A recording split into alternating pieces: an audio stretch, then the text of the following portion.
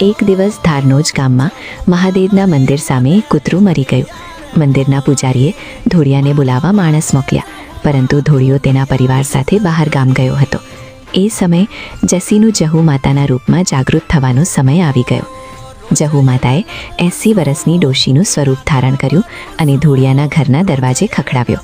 લોકોએ કહ્યું, મહાદેવના મંદિર સામે કૂતરું મરી ગયું છે, ધોળિયો ક્યાં છે? જહુ માતાએ કહ્યું, ધોળિયો બહાર ગામ ગયો છે. લોકોએ કહ્યું, ધોળિયો ઘરે નથી તો કૂતરાને ખેંચી લાવો. જહુ માતાએ જવાબ આપ્યો, તમે જાઓ, હું આવું છું. જહુ માતા હાથમાં લાકડી લઈને મંદિર પહોંચ્યા. કૂતરાની પાસે ઊભા રહીને 3 સોટી મારી. ત્રીજી સોટી પડતા જ કૂતરો જીવતો થઈ બેઠો થયો. આ ચમત્કાર જોઈ પૂજારીને સમજાઈ ગયું કે આ કોઈ સામાન્ય સ્ત્રી નથી. એ જ સમયે મંદિર પાસેના તળાવથી વેત ઉપર જહુ માતા ચાલ્યા અને આંબલીના ઝાડ પાસે અદૃશ્ય થઈ ગયા. ત્યાંથી અવાજ આવ્યો, હું ધોળિયા ઢોલીની જહુ માતા છું. કાલે મને ગામમાં તેડી આવજો, અને જો ક્યારેય ગામને સૂનું મૂકું તો મારું નામ જહુ નહીં. બીજા દિવસે ગામના લોકો ભેગા થઈ જહુ માતાને ગામમાં લાવ્યા. આજની તારીખે પણ જહુ માતા ધારનોજ ગામમાં જાગૃત છે. ગુજરાતના અનેક ગામોમાં જહુ માતાની પૂજા થાય છે. જય જહુ મા.